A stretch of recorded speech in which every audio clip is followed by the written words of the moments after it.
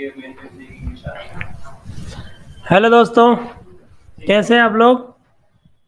आज हम चौथा पेपर जो दर्शन शास्त्र, मनोविज्ञान और लोक प्रशासन केस स्टडी वाला पेपर है, उसका पार्ट ए, जिसमें हम देखते हैं कि 5 यूनिट है और जो 5वीं यूनिट है वो केस स्टडी है। ठीक है, राधे राधे बेटा। चलो ठीक है, तो देखो हम ये पहली वाली यूनिट जो है आपको दूसरे सर पढ़ाएंगे। इसमें ये वाली यूनिट जो है थिंकर्स है, ये दूसरी है। मैं आपको जो यूनिट पढ़ाऊंगा यूनिट नंबर 2। ठीक है, इसको देखो ये क्या है। तो देखो इसमें बहुत सारा हिस्सा जो है इसका पॉलिटिकल साइंस का सब्जेक्ट है। ठीक, मतलब जो हम पेपर 2 पढ़ रहे हैं उसमें भी इसके बहुत सारी चीजें मिल जाएंगी। ठीक है, देखो अब इसको समझो थोड़ा सा पेपर को। राष्ट्र निर्माण इसमें है और नैतिक अवधारणाएं। ठीक, चलो तो इसमें ये वाली चीजें हैं, ये 3 टॉपिक हैं, ये पॉलिटिकल साइंस के टॉपिक हैं। ठीक है, और इनको जोड़ा क्यों गया है, क्योंकि चूंकि हम जो है इसको ज़्यादा से ज़्यादा हम अपने राष्ट्र के प्रति सचेत हो सकें, जो हमारे राष्ट्र है, हमारा देश है, हम उसको समझ सकें, उसकी परंपरा, संस्कृति और जो एक नागरिक का, एक सिटीजन का जो कॉमन इंटेलिजेंस होना चाहिए वो हमें विकसित हो जाए, हम हमारे राष्ट्र के प्रति सचेत हो जाएं। ये इसका पेपर का कॉन्सेप्ट है। ठीक, ये वाला जो टॉपिक है मूल नैतिक अवधारणाएं, जो आपका आगे आने वाली यूनिट चौथी यूनिट में मिलेगा, उसी से संबंधित है। तो लेकिन उसको भी अपन यहाँ पढ़ लेंगे, इसमें ज़्यादा कोई बहुत बड़ा टॉपिक नहीं है ये। फिर एक ये टॉपिक है भगवत गीता का नीति शास्त्र और प्रशासन में उसकी क्या भूमिका रहेगी। ठीक है, अब देखो इसको समझो कि जो भगवत गीता है इसके ज्ञान का निचोड़ हमको चाहिए। हम पूरी भगवत गीता पढ़ लें बहुत अच्छी बात है, लेकिन यहाँ पेपर में अपने लिए जितना यूजफुल है कि हम उसके नीति शास्त्र को समझें कि वो क्या कहना चाहता है, और अगर हम जो भगवत गीता है उसके ज्ञान को प्रशासन में कैसे उपयोग में ला सकते हैं, ये चीजें आए समझ में। चलो तो अब अपने टॉपिक पे आते हैं। सबसे पहले हमको राष्ट्र की अवधारणा समझनी है कि राष्ट्र क्या होते हैं। ठीक, और कैसे राष्ट्र बनते हैं। आई बात समझ में कि जैसे राष्ट्र है तो हमको इसको समझना है कि राष्ट्र की क्या अवधारणा है, कैसे बनते हैं, किन किन सिद्धांतों के आधार पर बनते हैं, पहली चीज। दूसरी चीज, राष्ट्र और राज्य में क्या अंतर है। ये 2 चीजें बहुत बड़ा क्वेश्चन है कि हम कभी राष्ट्र की चर्चा करते हैं, कभी राज्य की चर्चा करते हैं, इन दोनों में क्या अंतर है। अगर आप ये चीज समझ गए तो आप एक बहुत बड़ी चीज समझ जाएंगे। उसके बाद शक्ति, जो पावर का कॉन्सेप्ट है वो क्या है यहां अपने को समझना है, और उसके कौन कौन से घटक या एलिमेंट्स रहेंगे उनकी बात अपन करेंगे। फिर राष्ट्रीय सुरक्षा, नेशनल सिक्योरिटी। नेशनल सिक्योरिटी में दीप्ति क्या बोल रहे सर, यूनिट 2 आप ही कंप्लीट कराएंगे ना। हाँ दीप्ति, यूनिट 2 अपन कंप्लीट पढ़ेंगे बेटा पूरी, है ना। ठीक है, चलो।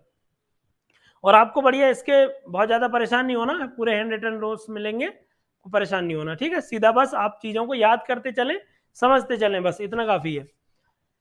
नेशनल सिक्योरिटी और जो हमारे नेशनल इंटरेस्ट है और जो नेशनल या नेशन का कैरेक्टर होता है, राष्ट्रीय चरित्र होता है, उसको हमको समझने की यहाँ जरूरत है। उसी के माध्यम से देखो ये चीजें केवल एक चीज से जुड़ी है, राष्ट्र, नेशन की जो थ्योरी है उससे।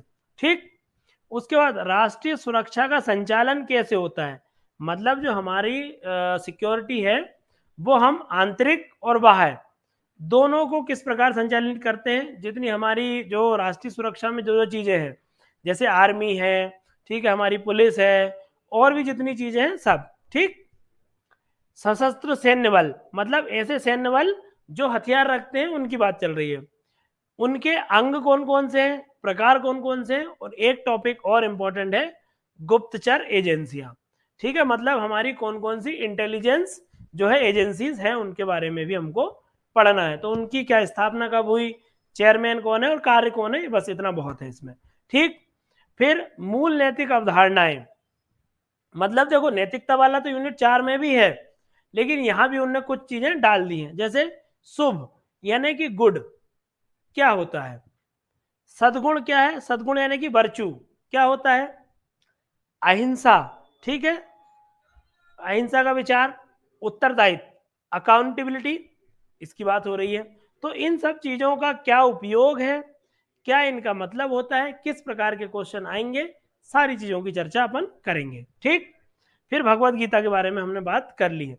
तो ये वाली यूनिट बहुत छोटी यूनिट है, लेकिन आप जानते हैं कि सारी यूनिट चाहे बड़ी हो चाहे छोटी हो, सब में नंबर का डिवाइडेशन सेम है।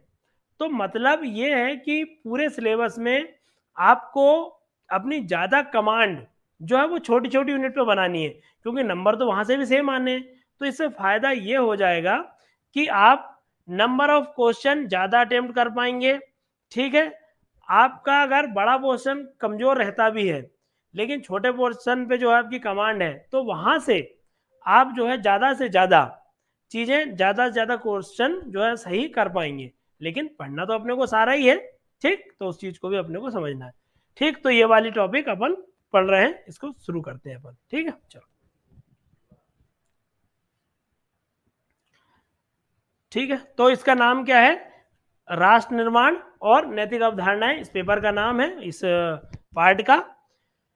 हमें जो समझना है वो सबसे पहले समझना है कॉन्सेप्ट ऑफ नेशन। नेशन क्या है, राष्ट्र क्या होता है। ठीक, और जो हम यूज करते हैं शब्द, जैसे एक शब्द हम यूज करते हैं राष्ट्र, ठीक है, वो राज्य यूज करते हैं, राष्ट्रीयता का उपयोग करते हैं, हम एक शब्द राष्ट्रीयता बोलते हैं, नेशनैलिटी, राष्ट्रीयता, ठीक है। एक हम बोलते हैं राष्ट्रवाद, ठीक है, सब इसी से जुड़ा हुआ है। ठीक, आप एक चीज समझ लो, सारी चीजें अपने आप समझ में आ जाएंगी कि ये सब क्या होता है। ठीक है, चलो। कॉन्सेप्ट ऑफ नेशन, देखो वो सब चीजें से कोई मतलब नहीं है कि किस शब्द से बना है, किस भाषा का आया, वो सब इधर काम नहीं है ना, वो अपन प्री टाइप का पढ़ भी नहीं रहे और प्री में ये आता भी नहीं है। ठीक, तो आपको सीधी इसकी परिभाषा समझना है। देखो राष्ट्र क्या होता है, तो राष्ट्र जो है वो एक सांस्कृतिक वैचारिक अवधारणा है।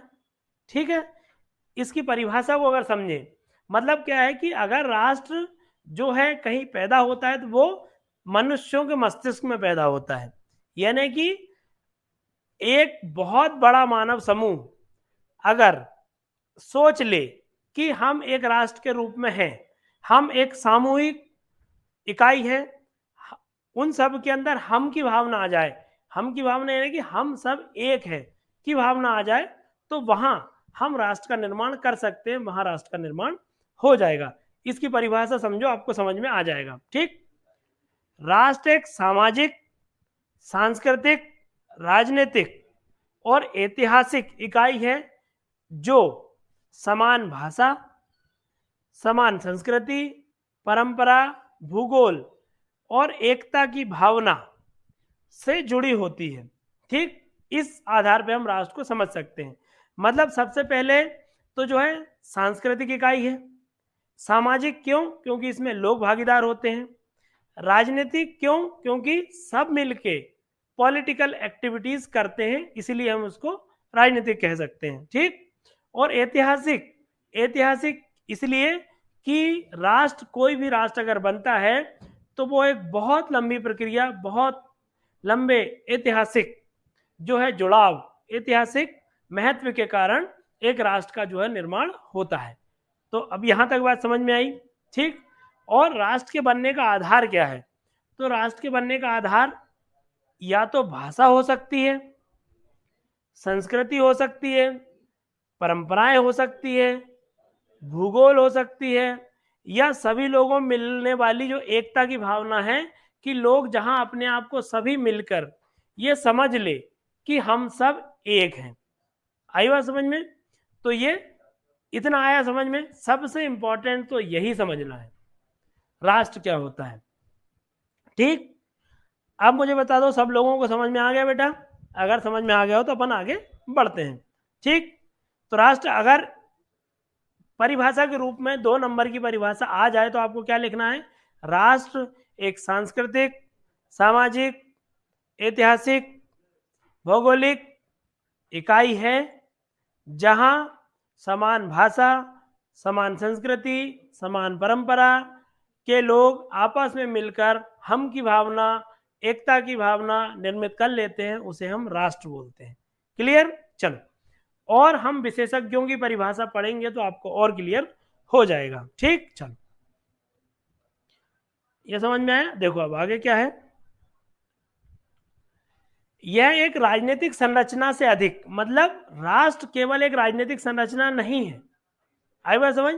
पॉलिटी की पहली क्लास में मैंने राष्ट्र और राज्य में अंतर बताया है, एक बार फिर से हम चर्चा कर लेंगे।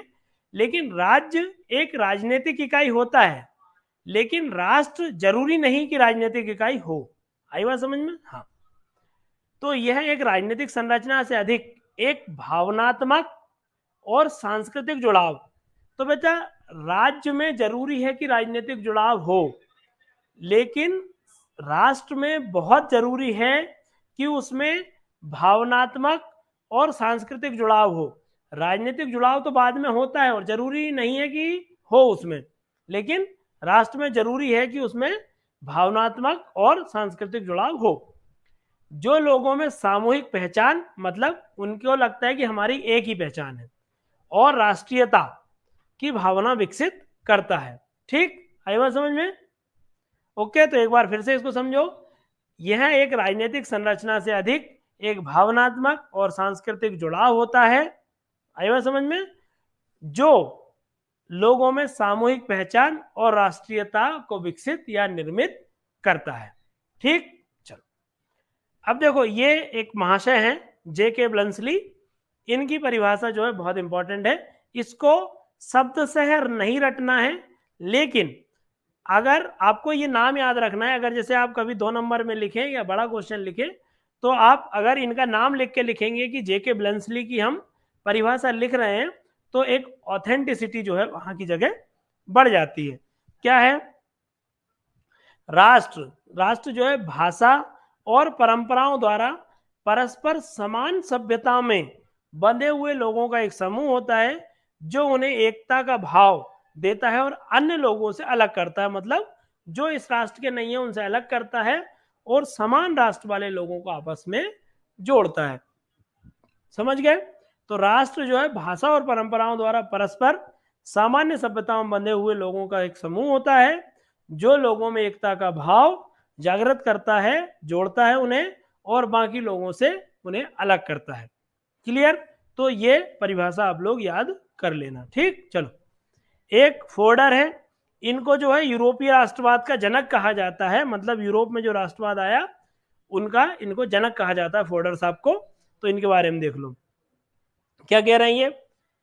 प्रजाति मतलब कोई नस्ल विशेष, प्रजाति, भाषा, आदतों, परंपराओं और धर्म की समानता वे तत्व हैं जो मिलकर राष्ट्र का निर्माण करते हैं। मतलब ये यूरोप की बात कर रहे हैं। हमारे भारत का एक राष्ट्र के रूप में निर्मित होना एक अलग घटना है। आई बात समझ में? और यूरोप में राष्ट्रवाद होना एक अलग बात है। तो दोनों में क्या अंतर है वो हम समझ लेंगे अभी, लेकिन फिलहाल आप ये समझें कि ये फोर्डर साहब क्या बात कर रहे हैं, इनकी परिभाषा आप लोग याद रखना इंपॉर्टेंट है। प्रजाति, भाषा, आदतें, परंपराएं, धर्म की वे समानता वे तत्व हैं जो राष्ट्र के लोगों को एक साथ जोड़ती हैं। आई बात समझ में? ये परिभाषा आप लोग याद रखना। तो ये 2 परिभाषा याद रखना, एक ये छोटी परिभाषा, इसको भी याद रखोगे तो आपका काम चल जाएगा। ठीक, चलो, हाँ, अब देखो, राष्ट्र की कुछ विशेषताएं होती है। इन विशेषताओं के माध्यम से आप राष्ट्र को समझ जाएंगे। ठीक, कौन सी विशेषताएं हैं? सबसे पहला, मतलब ये राष्ट्र के लिए जरूरी चीज है, ये होनी चाहिए। ठीक, कौन कौन सी है? सांस्कृतिक एकता। अगर कोई भी राष्ट्र बन रहा है तो वहां सांस्कृतिक एकता होनी बहुत जरूरी है, नहीं तो वो राष्ट्र अगर राज्य बन भी जाएगा तो लंबे समय तक सरवाइव नहीं कर पाएगा। जैसे मैं आपको एक उदाहरण बताता हूं, भारत सांस्कृतिक रूप से एक राष्ट्र है। ठीक, आए बात समझ में? लेकिन अगर हम देखें कि 2 संस्कृति अगर मिलकर एक राष्ट्र का, एक राज्य का निर्माण कर भी लेती हैं तो बहुत लंबे समय तक नहीं चल पाती हैं। जैसे पाकिस्तान, 1947 में पाकिस्तान का गठन हुआ। ठीक, एक पाकिस्तान, पश्चिमी पाकिस्तान जो आज पाकिस्तान है, एक पूर्वी पाकिस्तान जो आज बांग्लादेश है, ये मिलकर एक राज्य बने थे 1947 में। लेकिन हम जानते हैं कि जो पश्चिमी पाकिस्तान है, मतलब आज वाला पाकिस्तान है, और जो पूर्वी पाकिस्तान यानी कि बांग्लादेश है, उसकी संस्कृति दोनों की अलग अलग थी। आई बात समझ में? तो दोनों की संस्कृति अलग होने से वो बहुत लंबे समय तक साथ में सस्टेन नहीं कर पाते हैं, और 1971 में आके जो है बांग्लादेश एक अलग राज्य बन जाता है और पाकिस्तान एक अलग राज्य बन जाता है। आई बात समझ में? तो राष्ट्र बनने के लिए सबसे इंपॉर्टेंट तत्व जो चाहिए होता है वो सांस्कृतिक एकता होनी चाहिए, जिसमें संस्कृति, परंपरा और मूल्य इनकी समानता होनी चाहिए। जैसे भारत में चाहे कितनी विविधता हो, लेकिन हमारे देश में सांस्कृतिक एकता है। जैसे हमारी संस्कृति समान है, हम समान परंपराओं को फॉलो करते हैं, हमारे जो मूल्य हैं वो सभी देश में उत्तर से दक्षिण, पूर्व से पश्चिम तक समान है, इसलिए हम जो है एक बने हुए हैं। आई बात समझ में? भौगोलिक एकता मतलब भूमि का जो है भूगोल एक साथ मिला होना चाहिए, नहीं तो जो है देश का बाकी हिस्सा आपसे अलग महसूस करता है। जैसे आप बात करें कि ब्रिटेन है, उसके बहुत सारे द्वीप महासागरों में फैले हुए हैं, लेकिन वो उनसे वैसा जुड़ाव महसूस नहीं करते। ठीक है, जैसे भौगोलिक एकता में लोग आपस में जुड़ाव महसूस करते हैं। आई बात समझ में? चलो, तो भौगोलिक एकता एक इंपॉर्टेंट चीज है। ऐतिहासिक आधार मतलब किसी भी राष्ट्र में जो है आधार समान होना चाहिए। इतिहास, जैसे हमारा भारत के अगर इतिहास की बात करें तो हम सिंधु घाटी सभ्यता, वैदिक सभ्यता से सभी लोग एक जैसी परंपरा, संस्कृति, धर्म को मानते आए हैं, इसलिए हम सब एक साथ हैं। आई बात समझ में? ठीक, तो बाकी लोगों से हमारा जुड़ाव नहीं हो सकता। क्यों? क्योंकि हमारा इतिहास अलग है, तो हम एक राष्ट्र के रूप में हैं। राजनीतिक स्वायत्ता तो 1947 के बाद से हमको जो है राजनीतिक स्वायत्ता भी मिल गई, तो फिर हम जुड़े हुए हैं एक राष्ट्र के रूप में। राष्ट्रीय एकता की भावना या राष्ट्रीयता की भावना, तो सभी देशवासी किसी भी देश में और किसी भी जगह, किसी भी राज्य में रहते हों, वो सब जो है एक एकता का अनुभव करते हैं, महसूस करते हैं उसको। मतलब हमारा जो देश के प्रति प्रेम है, मातृभूमि के प्रति प्रेम है, निष्ठा है, समर्पण है, वो समान रूप से है और सभी लोगों के प्रति, सभी देशवासियों के प्रति है, इसीलिए हम उसमें एक राष्ट्र के रूप में जुड़े हुए हैं। तो ये विशेषता राष्ट्र की होती है, और इसी से आप परिभाषा को भी समझ सकते हैं। अब यहां तक सब लोग समझ गए हो तो मुझे बता दो बस एक बार।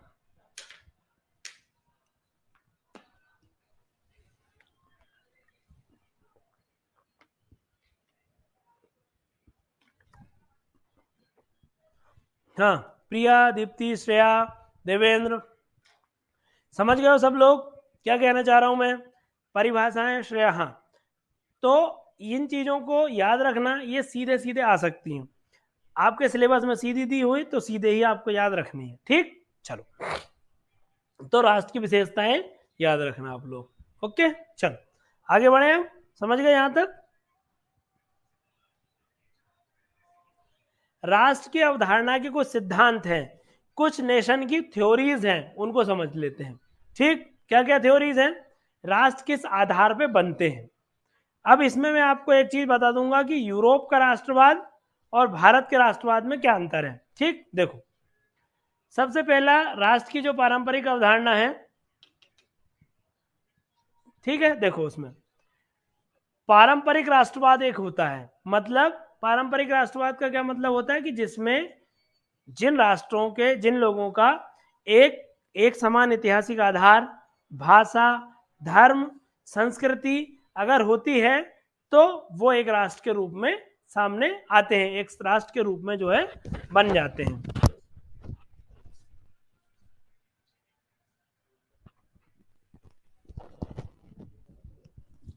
ठीक है, चलो, तो पारंपरिक राष्ट्रवाद को समझ गए आप लोग। एक धार्मिक राष्ट्रवाद, तो धार्मिक राष्ट्रवाद मतलब एक धर्म विशेष को आधार मानकर जब लोग एकता की भावना, हम की भावना का विकास कर लेते हैं, तो वहां धार्मिक राष्ट्रवाद आता है। जैसे पाकिस्तान या इराक, ईरान, जो मिडिल ईस्ट की कंट्रीज हैं, वो उनमें जो राष्ट्र का तत्व है, प्रमुख तत्व क्या है? धर्म है। इसलिए वहां कौन सा राष्ट्रवाद है? धार्मिक राष्ट्रवाद है। नागरिक राष्ट्रवाद यानी कि सिविक नेशनलिज्म क्या है?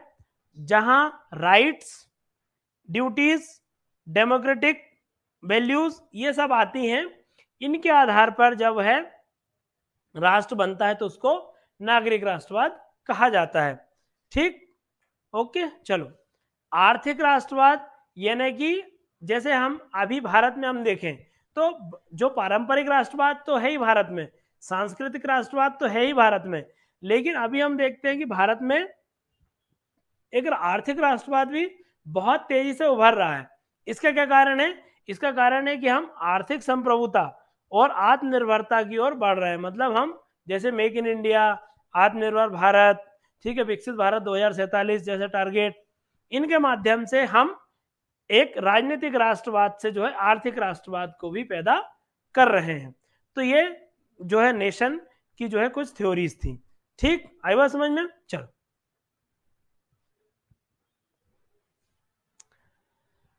हाँ अब देखो, हाँ यही थोड़ा समझ लेते हैं कि दो चीजें हैं। एक यूरोप का राष्ट्रवाद है, मतलब यूरोप में जितने भी देश बने हैं छोटे छोटे उनका, और एक भारतीय संदर्भ में बात करते हैं। यूरोप में राष्ट्रवाद और भारत में राष्ट्रवाद। ठीक है, भारत मतलब ये राष्ट्रवाद की बात कर रहे हैं अपन, राष्ट्रवाद। ठीक है, चलो ये देखो, तो देखो यूरोप का जो राष्ट्रवाद है ना, उसको हम एक तरह से कह सकते हैं संकुचित राष्ट्रवाद। संकुचित और व्यापक राष्ट्रवाद का क्या मतलब होता है ये भी मैं बताऊंगा। संकुचित यानी कि किसी भी एक आधार पर राष्ट्र को आधारित कर देते हैं, उसको संकुचित राष्ट्रवाद कहते हैं। जैसे यूरोप का राष्ट्रवाद कैसा है? संकुचित है। यानी कि वो यूरोप के देश जो है वो किस आधार पे बने? या तो वो भाषा के आधार पे बने हैं, जैसे इंग्लैंड इंग्लिश भाषा के आधार पे बना है, फ्रांस फ्रेंच भाषा के आधार पे बना है, तो ये भाषा के आधार पे बने। नस्ल के आधार पर, तो वहां के राष्ट्र नस्ल के आधार पर भी बने, जैसे जर्मन, तो वो एक जर्मन नस्ल के आधार पर एक राष्ट्र को जोड़ के देखते हैं तो वो नस्ल के आधार पर बने हैं। ठीक, धर्म के आधार पर, जैसे रोम इटली, जिसमें वेटिकन सिटी जो है ना, वो धर्म के आधार पर बना है, मतलब सारे लोग वहां ईसाई हैं, क्रिश्चियन हैं, इसलिए वो धर्म के आधार पर बने। तो यूरोप का राष्ट्रवाद एक तरह से संकुचित राष्ट्रवाद है, उस समय में था। आज की स्थिति में वो लोग बहुत ज्यादा लिबरल हो गए हैं, तो भाषा, नस्ल, संस्कृति इनसे कहीं ना कहीं ऊपर उठ गए हैं। तो आज की स्थिति नहीं, जब वो बने थे तब की बात कर रहे हैं अपन। ठीक, चलो भारत में देखो, भारत जो राष्ट्र है वो एक भाषा के आधार पर नहीं बना, मतलब यहाँ भाषाई विविधता है, मतलब बहुत ज्यादा हमारे यहाँ कितनी भाषाएं, हजारों भाषाएं बोली जाती हैं, हजारों भाषा बोलियां। हमारे यहाँ नस्ल, तो हमारे हर क्षेत्र में उत्तर दक्षिण देखो तो अलग अलग नस्ल के लोग पाए जाते हैं, तो ये भी कोई आधार नहीं है, ये भी एक कोई आधार नहीं है। धर्म, हमारे यहाँ धर्मनिरपेक्ष राष्ट्र की बात की गई है, और जो है राज्य का कोई एक धर्म विशेष नहीं होगा, एक धर्म विशेष को प्रमोट नहीं किया जाएगा, तो ये कोई आधार नहीं है। हमारे यहाँ आधार क्या है? संस्कृति, हमारी परंपरा, तो हमारी संस्कृति, परंपरा, ठीक है, हमारे मूल्य, ये और अनेकता में एकता, मतलब ये सारी अनेकताएं हैं, इन सबको हमने एक एकता का फॉर्मेशन दे दिया है। तो भारत का राष्ट्रवाद हम व्यापक राष्ट्रवाद, कंप्रहेंसिव नेशनलिज्म इसको कह देंगे। ये बात आई कि नहीं आई समझ में, ये बता दो। अब भारत का यूरोप का राष्ट्रवाद समझ में आया? अलग अलग कैसे है समझ में आया? बताओ।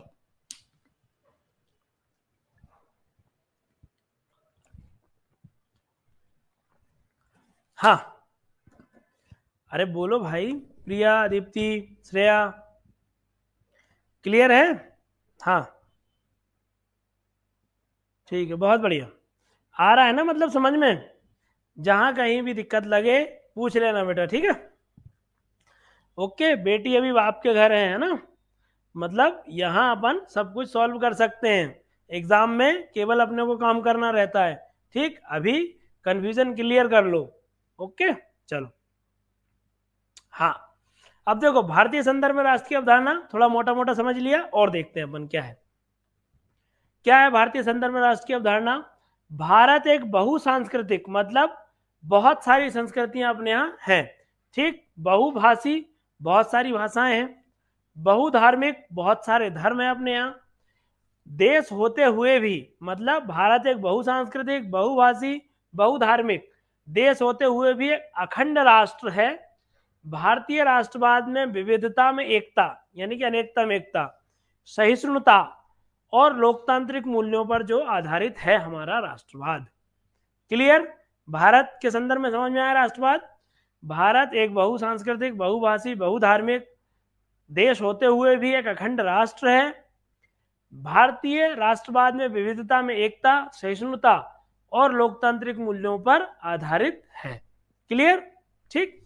भारत राष्ट्र का निर्माण विशाल एवं प्राचीन परंपरा, संस्कृति, समान इतिहास एवं साझे भविष्य के आधार पर हुआ है। मतलब भारत का जो आधार है वो कोई संकुचित आधार नहीं है। मतलब ऐसा नहीं हुआ कि हम समान धर्म के हैं या समान भाषा के बोलते हैं या समान नस्ल के हैं तो हम एक राष्ट्र बना लें, ऐसा नहीं है। हमारा आधार बहुत व्यापक रहा है। क्या आधार रहा है हमारा व्यापक? हमारे पास विशाल और प्राचीन परंपरा रही है। ठीक, हमारे पास, ठीक, क्या रही है? परंपरा, संस्कृति, समान इतिहास रहा है हमारा। और हम चाहते हैं कि हमारा भविष्य बहुत ब्राइट हो, हमारा फ्यूचर जो है ब्राइट हो, इसलिए साझे भविष्य के लिए भी हम लोग एक साथ हैं। आई बात समझ में? ठीक, चलो। तो भारतीय संदर्भ में राष्ट्र की अवधारणा समझ में आई। चलो, अब देखो पंडित दीनदयाल उपाध्याय, जो कि वर्तमान में बहुत ज़्यादा प्रासंगिक है। आप जानते हैं कि यहाँ से क्वेश्चन बहुत आते हैं, इसलिए हमने पंडित दीनदयाल उपाध्याय जी के क्या विचार हैं राष्ट्र के संदर्भ में उनको भी थोड़ा समझने की कोशिश करेंगे। तो उपाध्याय जी क्या कहते हैं? उपाध्याय जी कहते हैं कि भैया, जैसा कि यूरोप या बाकी दुनिया में है कि राष्ट्र को एक निर्जीव इकाई मान लेते हैं, गलत है ये। उपाध्याय जी इसमें कहते हैं कि राष्ट्र एक सजीव इकाई है। आई बात समझ में? तो राष्ट्र एक जीवंत और सांस्कृतिक इकाई है जो केवल भौगोलिक सीमाओं या राजनीतिक संरचना से नहीं, बल्कि एक राष्ट्र की आत्मा या चिति, आत्मा को क्या बोलते हैं? राष्ट्र की आत्मा को चिति, संस्कृति और परंपराओं से परिभाषित होता है। इस चीज को आप लोग याद रखना। ठीक, मतलब राष्ट्र एक जीवंत सांस्कृतिक इकाई है जो केवल भौगोलिक और राजनीतिक संरचना से नहीं, बल्कि राष्ट्र की एक आत्मा, चित्ती होती है, संस्कृति होती है और परंपराओं से परिभाषित होता है या निर्मित होता है। आई बात समझ में? ठीक। अब इसमें जो राष्ट्र की आत्मा बोल रहे हैं उपाध्याय जी, जिसको चिति कह रहे हैं, इनका एक चिति सिद्धांत भी है। ठीक है, चिति सिद्धांत भी हम जब दीनदयाल उपाध्याय जी को थिंकर्स में पढ़ेंगे तब पढ़ेंगे इनका चिति सिद्धांत। मतलब चिति सिद्धांत क्या कहता है कि प्रत्येक राष्ट्र की एक मूल आत्मा होती है, एक मूल पहचान होती है, उसको हम चिति कहते हैं। जैसे भारत में भारत की संस्कृति उसकी चिति है। ठीक है, समझ रहे हो? मतलब कि हमारे जो देश की, हमारे राष्ट्र की अगर कोई एक मूल बात को बताया जाए तो उसको हम बोलेंगे संस्कृति। आई बात समझ में? ठीक, चलो। तो राष्ट्र की आत्मा क्या है? तो चिति राष्ट्र की पहचान, मूल्य और आदर्शों का प्रतीक है। वही मूल आत्मा क्या है, मूल, उसकी मूल बात क्या है? तो चिति राष्ट्र की पहचान, मूल्य और आदर्शों का प्रतीक होती है जो उसे अन्य राष्ट्र से अलग बनाती है। भारत की चिति भारत की धर्म, संस्कृति और परंपरा तथा सामूहिक पहचान है। ये हमारी चिति है। चिति क्या है हमारे राष्ट्र की? धर्म, संस्कृति, परंपरा और सामूहिक पहचान है। ठीक, आई बात समझ में? चलो, तो उन्होंने एक चिति का सिद्धांत दिया और एक दिया है चतुष्पदी राष्ट्र का सिद्धांत। चतुष्पदी मतलब चार पद होते हैं या चार जो है उसके अंग होते हैं राज्य के।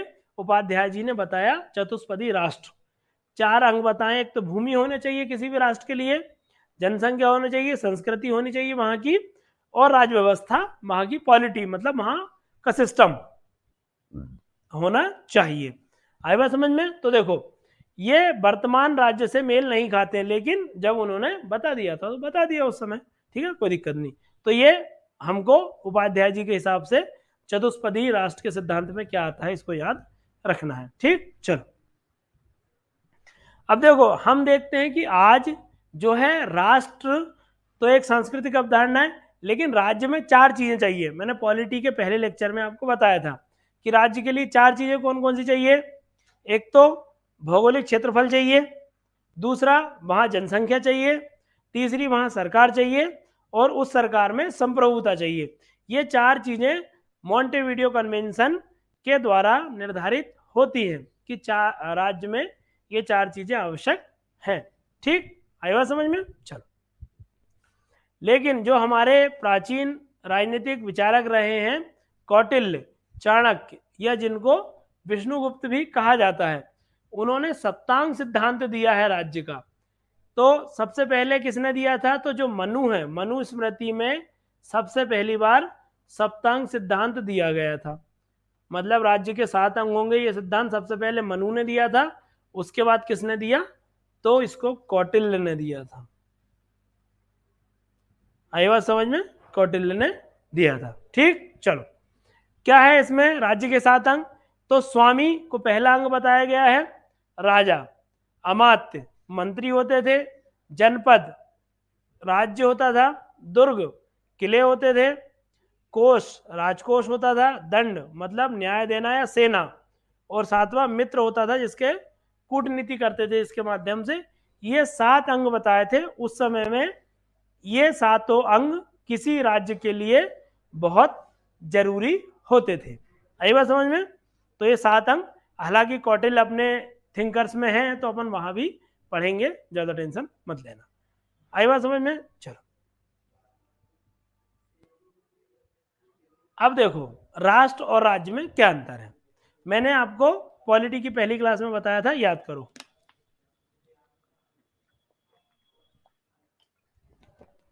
चलो क्या है राष्ट्र और राज्य में अंतर? राष्ट्र क्या है? तो राष्ट्र एक मनोवैज्ञानिक सांस्कृतिक, राष्ट्र क्या है? एक मनोवैज्ञानिक सांस्कृतिक इकाई है जिसमें मनोवैज्ञानिक और सांस्कृतिक जुड़ाव रहता है। लेकिन राज्य के लिए क्या जरूरी है? राज्य के लिए 4 तत्व जरूरी है। भूगोल होना चाहिए, जनसंख्या होनी चाहिए, सरकार होनी चाहिए, और उनमें संप्रभुता होनी चाहिए। ये 4 चीजें जरूरी है। ठीक है, उसके बाद इनकी पहचान सामूहिक होती है और सांस्कृतिक होती है। ठीक, जबकि इनमें पहचान संविधान के माध्यम से होती है, नियम कानूनों के माध्यम से होती है, ये राज्य की पहचान होती है। ठीक, इसका उद्देश्य क्या है? तो राष्ट्र का उद्देश्य होता है कि वो सांस्कृतिक एकता को जो है बनाए रखे, लेकिन राज्य का जो होता है वो कानूनी और प्रशासनिक एकता को बनाए रखना इसका मुख्य उद्देश्य होता है। स्थायित्व, तो राष्ट्र स्थायित्व नहीं होता, राष्ट्र बदल भी सकता है, और जबकि जो राज्य है वो स्थायी होता है, ये बदलता नहीं है। आई बात समझ में? ठीक, चलो अब देखो कुछ चीजें थोड़ी सी कंफ्यूजन वाली है, मैं उसको क्लियर कर देता हूं, तो आप लोग थोड़ा सा इत्मीनान से सुनना, कंफ्यूज मत होना बस।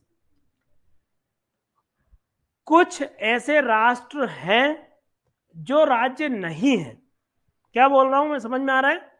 कुछ ऐसे राष्ट्र हैं जो राज्य नहीं है, मतलब उनमें सांस्कृतिक जुड़ाव है, हम की भावना है, लेकिन वो एक कानूनी या राजनीतिक इकाई के रूप में विकसित नहीं हो पाए हैं। देखो आपको एक उदाहरण बताता हूं, कुर्दिस्तान, आपने सुना है इसका नाम? हो सकता है नहीं सुना हो, क्योंकि ये कोई देश नहीं है।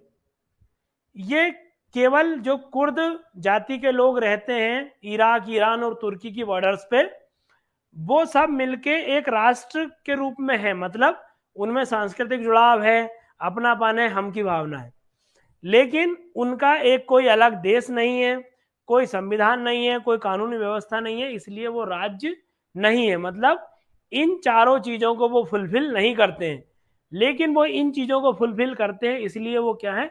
राष्ट्र है, राज्य नहीं है। ठीक। दूसरी चीज आपने सुना होगा चेचेन्या के बारे में। चेचेन्या ये रूस का एक स्टेट है, लेकिन ये इनकी सभ्यता संस्कृति अलग है।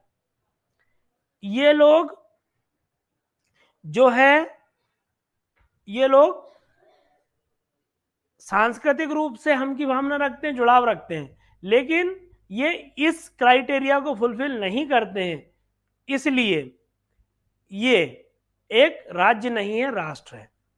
ये क्या एक बात हो गई कि जो राज्य नहीं है लेकिन राष्ट्र है। पहली चीज ये, इसमें कुर्दिस्तान और चेचन्या का आप उदाहरण ले सकते हो।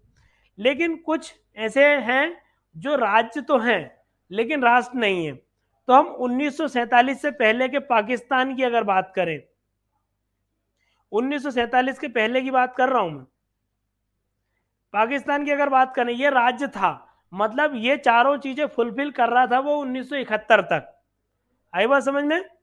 और लेकिन इसकी संस्कृति, सांस्कृतिक और मनोवैज्ञानिक जुड़ाव नहीं था। जो आज बांग्लादेश है और जो आज पाकिस्तान है, ये एक राष्ट्र थे, तो इनके बीच में सांस्कृतिक जुड़ाव नहीं था, दोनों की संस्कृति अलग अलग थी। ठीक। तो एक राष्ट्र नहीं थे वो, एक राज्य जरूर थे। लेकिन कुछ जो राजनीतिक चिंतक हैं, जो कुछ पॉलिटिकल एनालिसिस करते हैं, वो इस चीज के जो मास्टर हैं, विशेषज्ञ हैं, वो ये बताते हैं कि पाकिस्तान आज भी एक राष्ट्र नहीं है। ये चार चीजें तो है उसके पास, लेकिन राष्ट्र नहीं है। क्यों? क्योंकि बलूचिस्तान वाले, उनकी अलग संस्कृति, जो पाकिस्तान के राष्ट्र हैं उनके पाकिस्तान का जो बलूचिस्तान है उनकी अलग राष्ट्र संस्कृति है। सिंध है, उसकी अलग संस्कृति है। एक स्टेट उनका खैबर पख्तूनवा है, उसकी अफगानी संस्कृति अलग है। तो इसका मतलब पाकिस्तान को आज भी एक राष्ट्र के रूप में नहीं मानते हैं कुछ लोग, लेकिन ठीक है, हमको क्या करना है उसमें, माने नहीं माने, लेकिन एक उदाहरण के रूप में मैंने आपको बता दिया। क्लियर? यहां तक समझ में आया? अब बता दो समझ में आया कि नहीं, सही चल रहा है?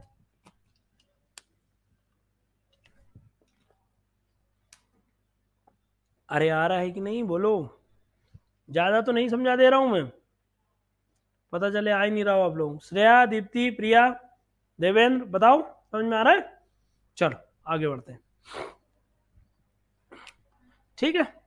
अब एक चीज और हम बहुत सुनते हैं, बार बार सुनते हैं, बलूचिस्तान क्या हो सकता है दीप्ति? बलूचिस्तान का क्या? बलूचिस्तान अलग है बेटा। हाँ, मतलब बलूचिस्तान एक, पता चले अपना एक अलग राष्ट्र बनाने की जुगाड़ में है वो लोग, है ना? तो वो पाकिस्तान से मिला हुआ है, पाकिस्तान का एक स्टेट है, लेकिन सांस्कृतिक रूप से पाकिस्तान जैसा नहीं है, उनकी संस्कृति अलग है। ठीक। चलो, हाँ, अब आप एक शब्द बहुत बार बार सुनते हैं, राष्ट्रवाद। हो सकता है आपको इसका मतलब पता हो या नहीं भी पता हो, लेकिन बार बार सुनने को मिलता है राष्ट्रवाद।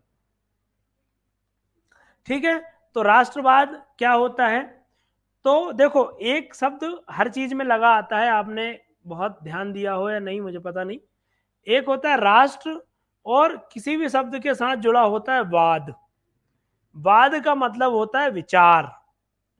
ठीक है, ओके। तो वाद का मतलब होता है विचार। तो यानी कि राष्ट्र का जो विचार है उसी को हम राष्ट्रवाद कहते हैं। ठीक। क्या कह रहे हैं इधर? पाकिस्तान को अच्छी हार मिली है इस बार। ठीक है, चलो, है ना? तो क्या कह रहे थे हम? राष्ट्रवाद, यानी कि राष्ट्र से संबंधित जो विचार होता है उसी को हम राष्ट्रवाद कहते हैं। तो राष्ट्र में हम क्या देख रहे थे कि राष्ट्र क्या होता है? राष्ट्र एक सांस्कृतिक इकाई है जिसमें उसके लोगों द्वारा हम की भावना या एकता की भावना पाई जाती है। अब उन्हीं लोगों के बीच जब हम राष्ट्र प्रेम, राष्ट्र के प्रति समर्पण, राष्ट्र के प्रति भक्ति, निष्ठा होती है, उसी को हम राष्ट्रवाद कह देते हैं। जैसे अपने राष्ट्र के प्रति प्रेम रखना, निष्ठा रखना, समर्पण की भावना रखना ही क्या है? राष्ट्रवाद है। ठीक है, ओके। तो राष्ट्रवाद का मतलब समझ गए आप लोग? अपने राष्ट्र के प्रति प्रेम, निष्ठा और समर्पण रखना जो है राष्ट्रवाद है।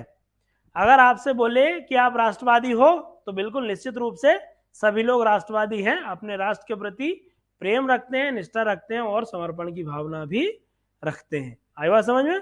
चलो, फिर यह विचारधारा राष्ट्र की एकता, अखंडता और संप्रभुता को प्राथमिकता देती है। मतलब हमारे लिए सबसे ज्यादा इंपॉर्टेंट क्या है? राष्ट्र की एकता है, अखंडता है और उसकी संप्रभुता है। ठीक, यह राष्ट्र के प्रति गहरी निष्ठा और समर्पण की भावना को दर्शाती है। क्या चीज दर्शाती है? राष्ट्रवाद। ओके, चलो, इसकी विशेषताएं क्या है? मतलब राष्ट्रवाद में हम किन किन चीजों को देखते हैं? क्या देखते हैं? देशभक्ति होती है राष्ट्र में, राष्ट्रीय एकता होती है, संप्रभुता के प्रति सम्मान होता है, संस्कृति और परंपराओं की रक्षा करते हैं हम, और प्रेम, निष्ठा एवं समर्पण इसमें होता है। और ये सारी चीजें कलेक्टिवली रहेंगी, एक साथ रहेंगी, तो हम इसको राष्ट्रवाद कह सकते हैं। क्लियर? अब राष्ट्रवाद के जो अलग अलग फॉर्म्स होते हैं, प्रकार होते हैं, उन पे बहुत डिबेट होती है कि तुम्हारा राष्ट्रवाद कैसा है, तुम्हारा राष्ट्रवाद ऐसा है वैसा है। जैसे हमारे टीवी चैनलों पर देखते हैं आजकल, तो इस पे बहुत ज्यादा बात होने लगी है। ठीक है, ठीक है, किसी से भी बोल देते हैं पाकिस्तान चले जाओ, है ना, किसी से बोल देते हैं कि तुम ऐसे राष्ट्रवादी हो वैसे राष्ट्रवादी हो, बहुत सारी चीजें आपने सुनी होगी। तो आज अपन सारा क्लियर कर लेते हैं। ठीक, देखो, टाइप्स ऑफ नेशनलिज्म कैसा है? तो सबसे पहले सांस्कृतिक राष्ट्रवाद। भारत में जो है वो ये है, सांस्कृतिक राष्ट्रवाद है। ठीक, मतलब हमारी परंपरा, संस्कृति, इन्हीं को हमने अपनी पहचान माना हुआ है, और यही हमारे संपूर्ण राष्ट्र की चिति या आत्मा को दर्शाती है। जो हमारे देश की एक मूल भावना, मूल बात है, वो हमारी संस्कृति है। ठीक, तो ये सांस्कृतिक राष्ट्रवाद। इसकी बात कौन करते हैं? स्वामी विवेकानंद, दीनदयाल उपाध्याय जी, महात्मा गांधी, सभी लोग, जैसे अरविंदो, ये सब इसी की बात करते हैं। ठीक, फिर आता है राजनीतिक राष्ट्रवाद। इसमें ये राज्य से संबंधित है, यानी कि ये मजबूत सरकार की बात करता है, कानून व्यवस्था की बात करता है, वो एक राजनीतिक राष्ट्रवाद होता है। ठीक, चलो, तो ये तो सभी देशों में होता है। आर्थिक राष्ट्रवाद, मतलब देश को हम आर्थिक रूप से आत्मनिर्भर बनाना चाहते हैं, जैसे अभी बात की थी हमने, जैसे मेक इन इंडिया, आत्मनिर्भर भारत, विकसित भारत, ये सारी चीजें। एक धार्मिक राष्ट्रवाद होता है, जो पाकिस्तान की हम बात कर रहे थे वो। इसमें धर्म विशेष को एक राष्ट्रीय पहचान के साथ वो लोग जोड़ के देखते हैं, उसको हम धार्मिक राष्ट्रवाद कहते हैं। ठीक, आई बात समझ में? ये था। देखो, दो अन्य महत्वपूर्ण प्रकार है, इन प्रकारों के अलावा भी कौन कौन से हैं? एक होता है संकीर्ण राष्ट्रवाद और एक होता है जो है व्यापक राष्ट्रवाद। संकीर्ण राष्ट्रवाद क्या होता है? जैसे मैंने बताया था कि यूरोप का राष्ट्रवाद उस समय का क्या था कि एक विशेष आधार पर राष्ट्र के क्राइटेरिया को मान्यता दे देते हैं वो, जैसे भाषा को, धर्म को, है ना, या विशेष नस्ल को, ये आधार दे देते हैं, तो उसको हम कहते हैं नैरो नेशनलिज्म। जैसे उस समय का जर्मनी में नाजीवाद चल रहा था, इटली में फांसीवाद चल रहा था। नाजीवाद क्या बात कर रहे थे कि जो जर्मन नस्ल है ना, वही जर्मन राष्ट्रीयता के लिए जरूरी है, बाकी जो दूसरी नस्ल के धर्म के लोग रह रहे हैं उनको भगा दो यहां से। तो उन्होंने यहूदी जो थे उनको व्यापक रूप से नरसंहार किया था उनका। ठीक, जैसे फांसीवाद, फांसीवाद में जो लोग फांसीवादी पार्टी के प्रति निष्ठावान थे, उनकी मान्यता को मानते थे, उनको ही जो है यहाँ की जगह इंपॉर्टेंट माना गया था, बाकी लोगों पे बहुत यातनाएं, प्रताड़नाएं दी गई थी। तो संकीर्ण राष्ट्रवाद किसी संकीर्ण आधार को राष्ट्र का आधार मानते हैं, जैसे भाषा को मान लिया, जैसे धर्म को मान लिया, ठीक है, नस्ल को मान लिया, ये अगर कोई एक आधार विशेष मानते हैं तो उसको हम संकीर्ण राष्ट्रवाद कहेंगे। आई बात समझ में? व्यापक राष्ट्रवाद मतलब राष्ट्र का आधार बहुत व्यापक होना, यानी कि किसी एक बिंदु को वो आधार नहीं मानते, मतलब तुमने जितनी भी अनेकता हो, विविधता हो, सबको मान्यता दे देंगे, बस देश के प्रति निष्ठा, समर्पण और प्रेम रखिए, आप राष्ट्रवाद की सीमा में आएंगे, राष्ट्रवाद की परिभाषा में आपको सम्मिलित कर लिया जाएगा। जैसे इसमें राष्ट्र अपने तथा अन्य राष्ट्रों, मतलब हम हमारे राष्ट्र के साथ साथ दूसरे राष्ट्र का भी अस्तित्व को स्वीकार करते हैं, उनकी जो है भावनाओं का भी सम्मान करते हैं। इसमें राष्ट्र अपने तथा अन्य राष्ट्रों और जो दूसरे समुदाय हैं का भी सम्मान करता है। राष्ट्रवाद का आधार जो है इसमें व्यापक रहता है, जैसे भारत का राष्ट्रवाद यूएसए का राष्ट्रवाद है, इसमें व्यापक। जैसे भारत में एक धर्म विशेष कोई आधार नहीं है, एक भाषा नहीं है, एक नस्ल नहीं है, सारे लोग अलग अलग हैं, मतलब हम हमारी सांस्कृतिक एकता अनेकता में एकता को जो है मान्यता दिए हुए हैं।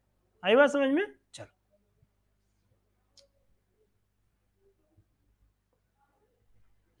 ठीक है। अब देखो एक चीज और है, राष्ट्रवाद समझ में आ गया होगा, बता दो समझ में आ गया, और बताना है क्या?